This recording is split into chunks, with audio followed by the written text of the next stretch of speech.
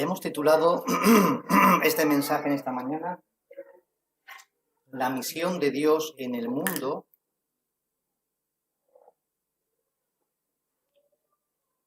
¿Qué estamos haciendo?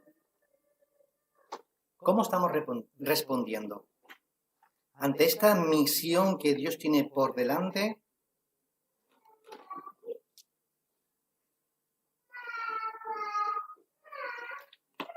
¿Cómo estamos respondiendo? ¿Cómo vamos a responder? ¿O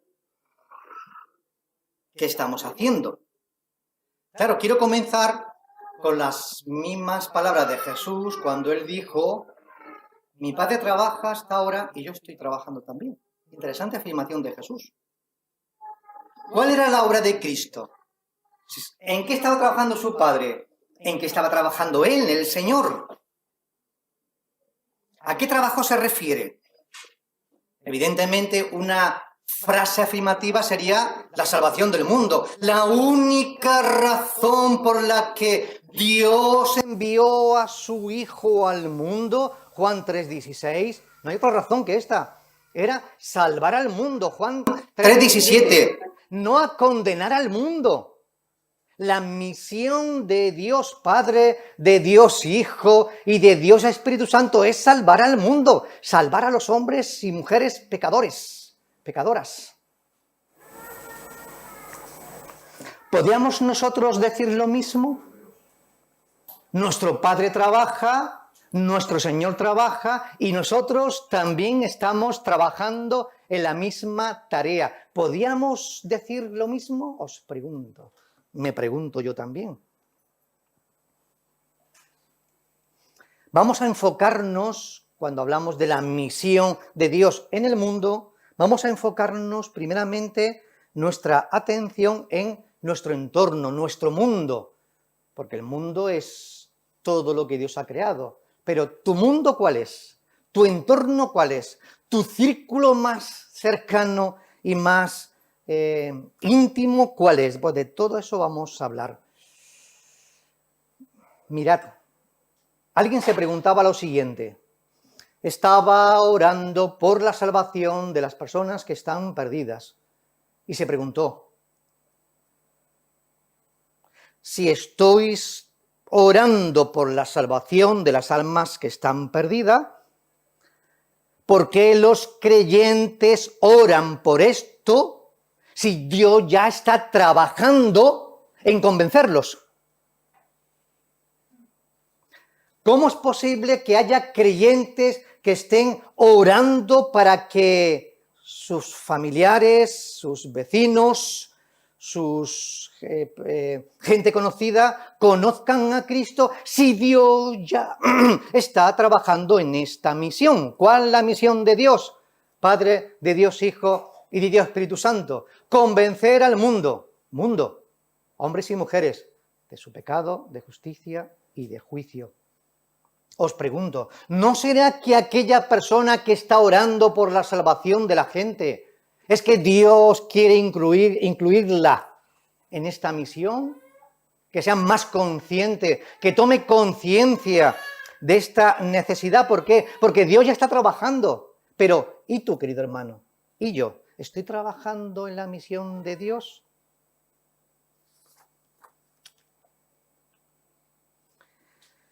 Estamos convencidos y no nos equivocamos, ¿verdad?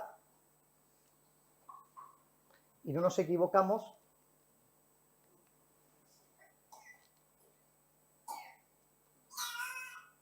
Estamos convencidos y no nos equivocamos. No me anda. Hermano mío, no me anda. La siguiente, por favor. Estamos convencidos, ¿verdad?, de que toda la Biblia habla sobre la obra de Dios en el mundo. Toda la Biblia, desde Génesis hasta Apocalipsis, ¿verdad? Esa es la tercera, ¿verdad? Es esa. Por tomar como referencia algo, ¿no? En Cristo, Dios estaba reconciliando al mundo. Segunda de Corintios 5:19.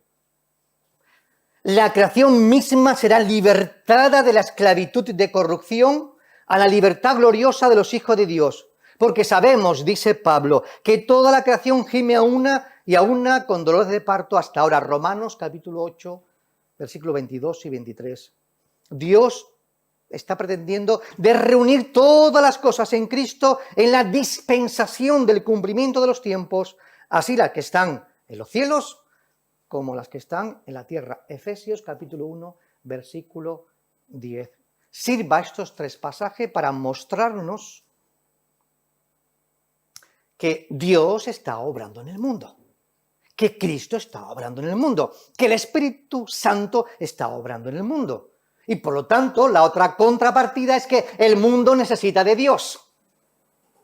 Lo sabemos, lo creemos, lo aseguramos. Pero a veces parece, por lo menos a mí, quizá vosotros no tengáis esta percepción, a veces parece que vivimos como si esto no fuese verdad. El Señor Jesús es el único que puede reinar en medio de este mundo y de este caos con equidad, justicia y paz. Y lo va a hacer.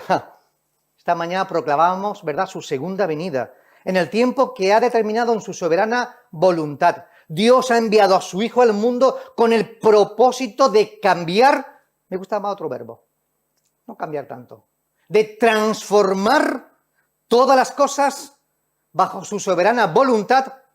Pero cuando digo todas las cosas, digo, y si no lo he dicho, lo digo ahora, todo y todos. Toda cosa, todas las cosas y a todos los seres humanos. Este es el plan soberano de Dios para el mundo. Dios ha venido al mundo en Jesucristo para transformarlo de tal manera que no solamente quieren transformar la vida de hombres y mujeres, de todos los hombres y mujeres, Dios ha venido para salvar a todos, sino también transformar este mundo. Y el Señor está actuando bajo ese plan, que quiero llamarle, plan soberano de Dios, pero quiero llamarle,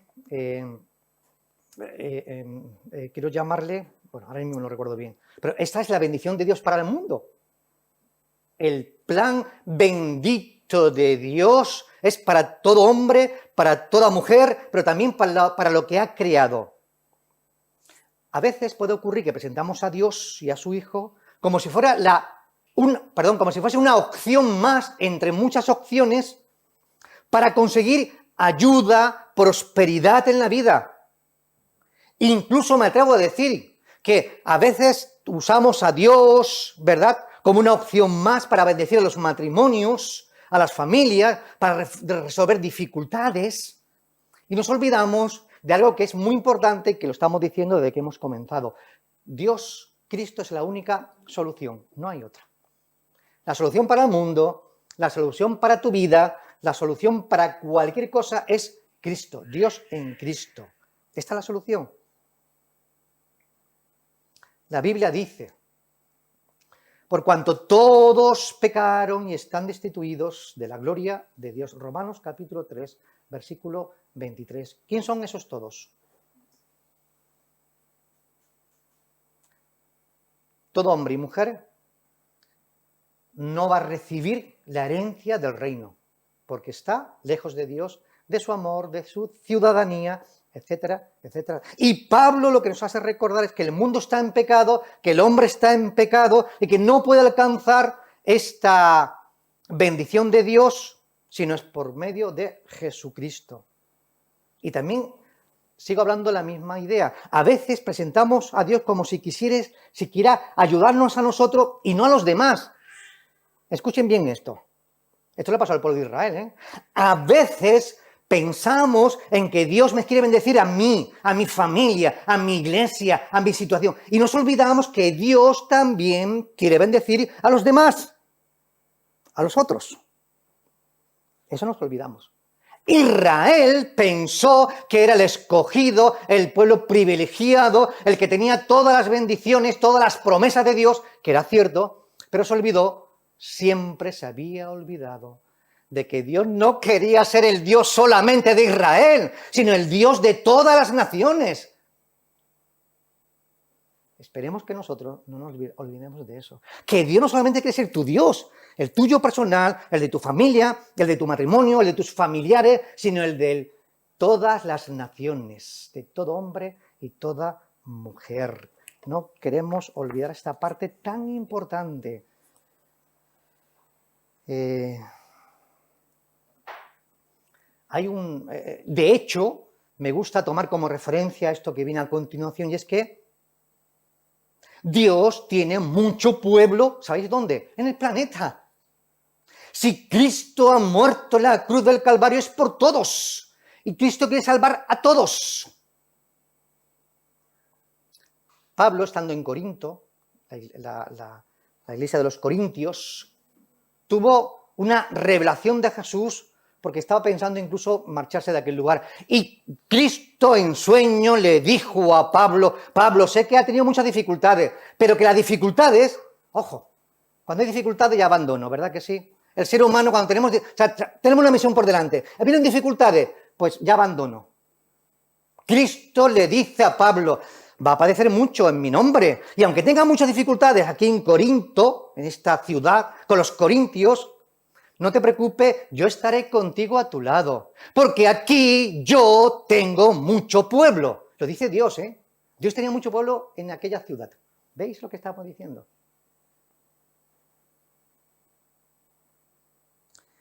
Sabemos que lo que ofrecen las religiones es conseguir adeptos. ¿Lo sabéis? Eso son cualquier religión, su propósito es conseguir adeptos. Es decir, gente subordinada que practique esa religión, que crea esas doctrinas y que en muchos casos no tienen nada que ver con la palabra de Dios. La revelación de Dios está en Jesucristo. El plan soberano y eterno de Dios en Jesucristo es salvar a toda la humanidad y quiere que la Iglesia, y Cristo nos ha hecho colaboradores suyos. Nosotros somos su pueblo. Estamos aquí reunidos para reconocer que Dios quiere bendecir a toda la humanidad. No podemos olvidarlos. Si nos lo olvidamos, tenemos la vista muy corta. Dios dijo al padre de la fe, Abraham, deja tu parentela, deja tu tierra y ve a la tierra que te mostraré. Y dice Hebreos que Abraham salió sin saber dónde iba, pero salió por fe. Pero dice más el texto en Génesis 12, ¿verdad? 1 al 5, creo que es, del 3 al 5, ¿verdad? Deja tu tierra y tu parentela, porque te voy a bendecir, te voy a engrandecer, y por medio de ti, recordad aquellas famosas palabras, por medio de ti, Abraham, y de tu familia, por medio de tu familia, quiero bendecir a todas las familias de la tierra. Dios tenía como propósito a través de esta familia, con sus dificultades, sabemos la historia, ¿verdad? Con sus, me gusta este lenguaje, con sus altibajos, con sus luces y sus sombras, porque se equivocó también muchas veces, lo sabéis, con sus luces y sus sombras, pero Dios a través de esta familia quería bendecir a todas las familias del mundo. Y esto somos un pueblo. Dios a través de este pueblo quiere bendecir, no quiero que olvidemos esto, a todos los pueblos de la tierra que aún no conocen a este Señor revelado en Jesús, el único Señor y Salvador del mundo, que lo será en su momento, y que toda lengua lo va a confesar. Toda lengua va a confesar que Jesús es el Señor. Es Cristo quien está trabajando para la reconciliación, le hemos dicho, que es el texto que vamos a tratar ahora, 2 de Corintios. Es Cristo, es Dios a través de Cristo, quien está trabajando en la reconciliación del hombre con Dios. Es Cristo quien ha sido enviado al mundo, es Cristo quien ha sido enviado al mundo por el Padre para salvar a las almas perdidas del infierno.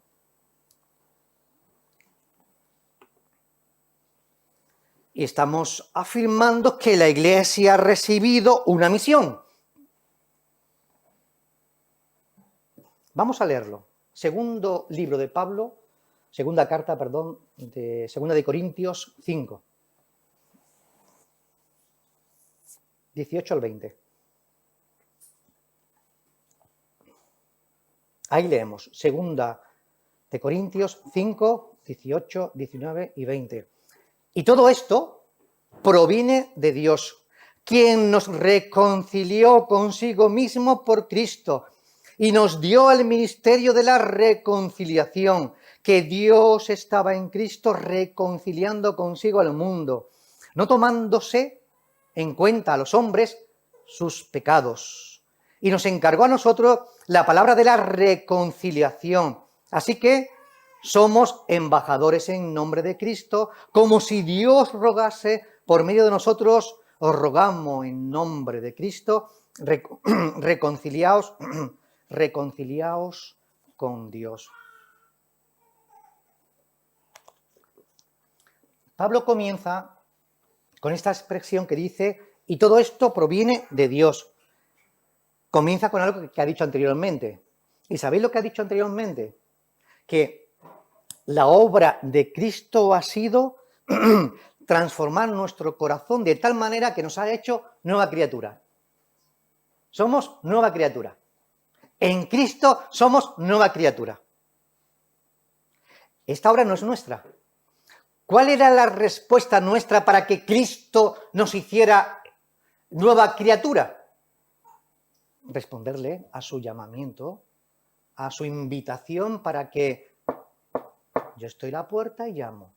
Si tú abres tu corazón, yo entraré, moraré, cenaré y estaré contigo para siempre. Es una invitación que nos hace Jesús. Así que la respuesta nuestra es abrir el corazón a Cristo y la respuesta de Jesús es venir a morar, habitar en nosotros. Y en este caso, los textos anteriores a este versículo, Pablo está hablando de que somos nueva criatura, que es obra de Dios. Respuesta a esa invitación.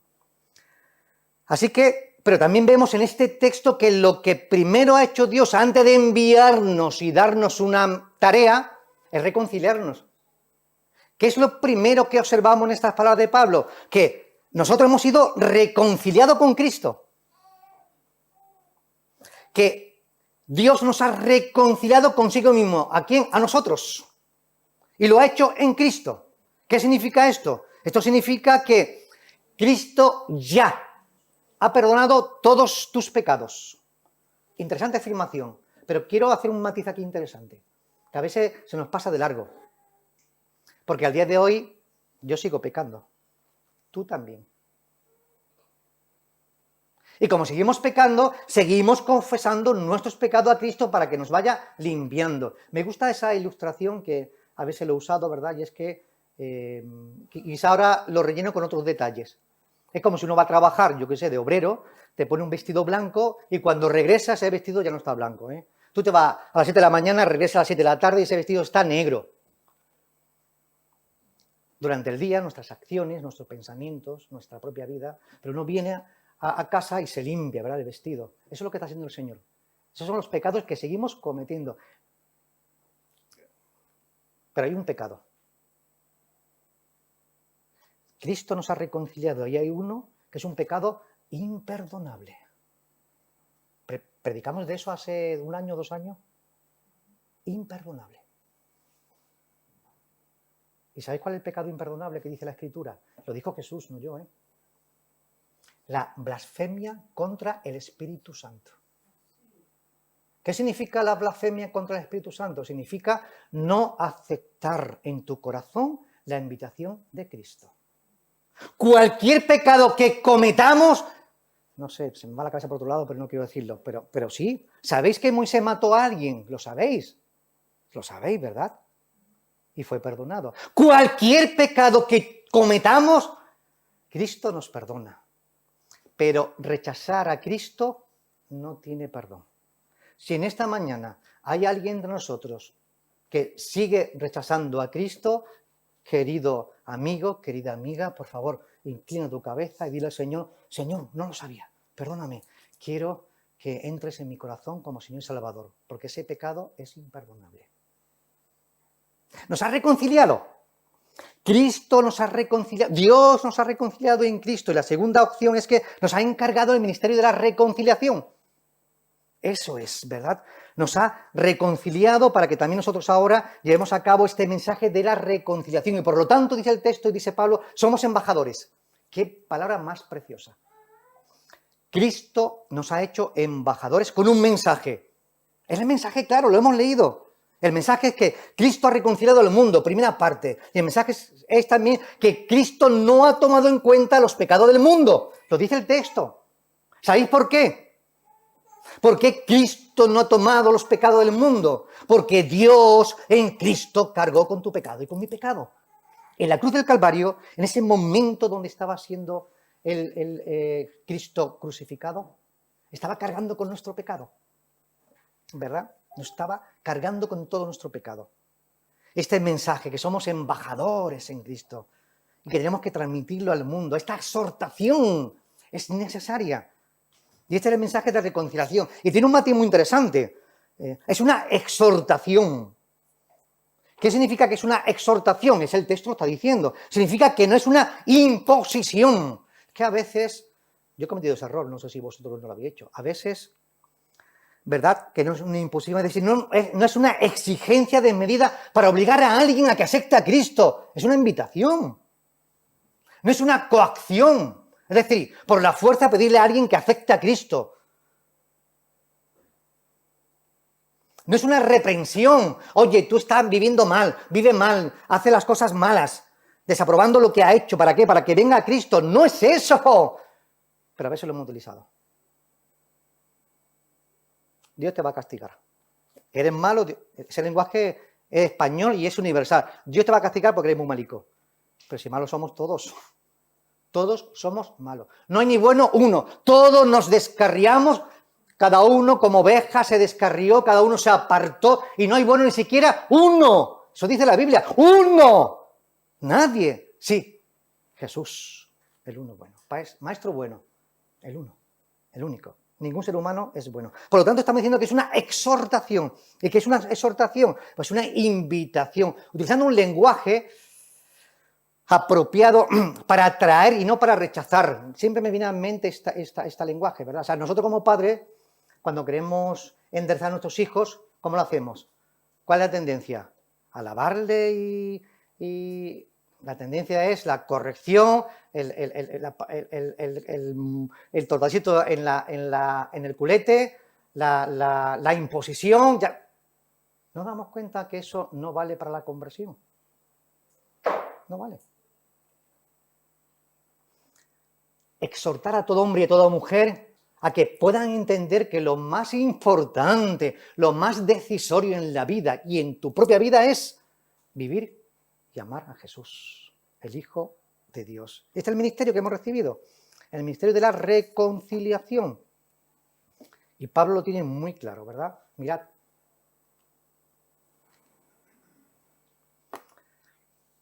Aunque vamos a llegar a este punto, pero ahora me adelanto en esta parte porque me parece muy interesante y es lo que estamos intentando implementar en nuestra vida, yo el primero, y yo creo que también nosotros somos conscientes de esta verdad y seguiremos luchando contra eso. Pero lo decía en algún momento, ¿no? A veces tenemos una forma de actuar que cuesta mucho. Yo personalmente, cuando voy conduciendo, mi disco duro me lleva por el mismo sitio. Y alguien me dice, no, que es por allí, ¿vale?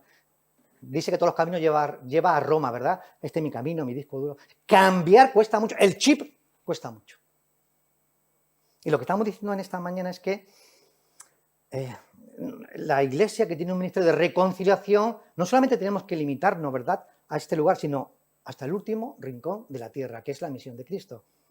Y alguien lo entendió, quiero comenzar hablando un poco de él, que es un personaje que me encanta, que me gusta y que sabéis que está dentro una predicación que él tuvo y unas palabras que él tuvo en la predicación forma parte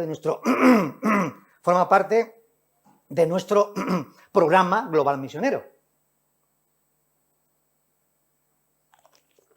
Que al final vamos a una especie de tarjetita que será algo muy visible para que lo tengamos en la Biblia y sepamos de qué es lo que estamos hablando y recordemos esta misión que esta iglesia tiene por delante. Pues este hombre lo entendió y quiero hablaros de ellos. Mirad, Guillermo Carey es considerado el padre de las misiones modernas.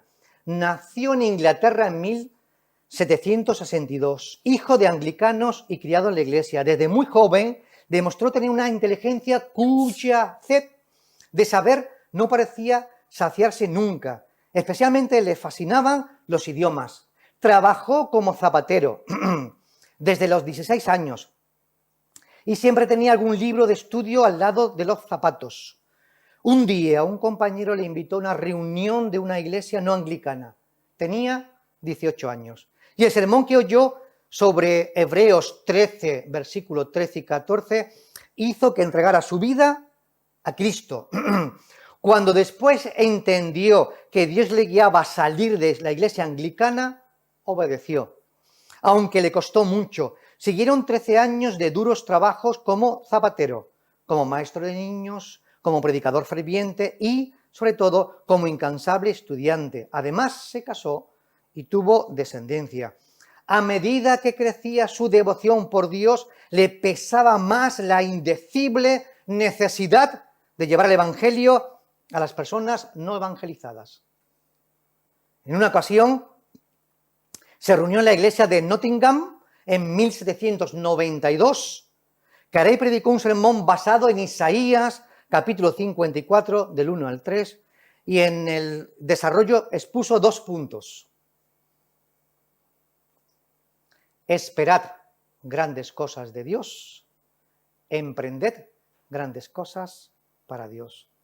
Pero al hablar de esta carga con otros siervos no fue comprendido ni bien entendido. En otra ocasión, en una reunión de pastores bautistas, cuando enfatizó la necesidad de llevar el evangelio a los paganos, un pastor de más edad y experiencia quedó exasperado, le dijo: joven, tiene 30 años creo, 30 y tantos, siéntese.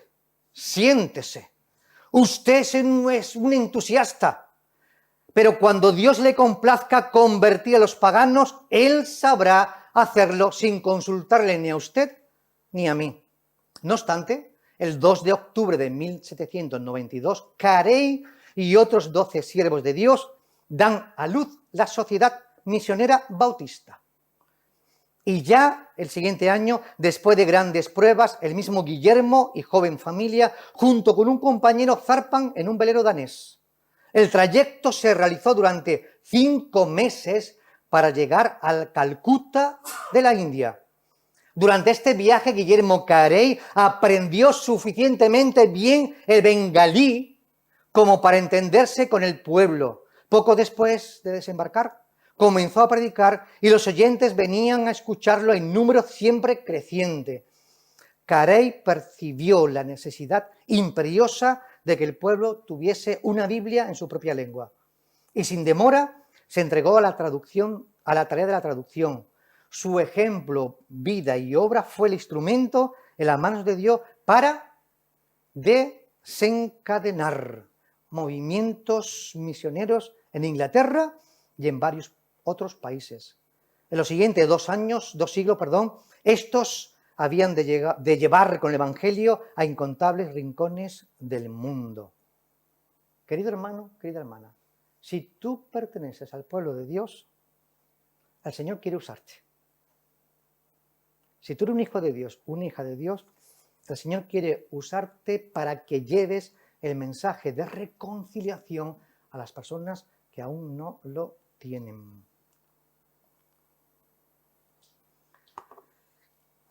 Cada creyente, por lo tanto, debe de entender cuál es su lugar de misión.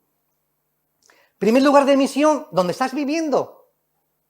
Evidentemente, ¿cuál es mi primer lugar donde tengo que obrar con pasión para compartir el Evangelio? Mi lugar de donde me encuentro, mi vivienda, Sanse, Alcobendas, San Agustín, Seseña, etcétera, etcétera, etcétera.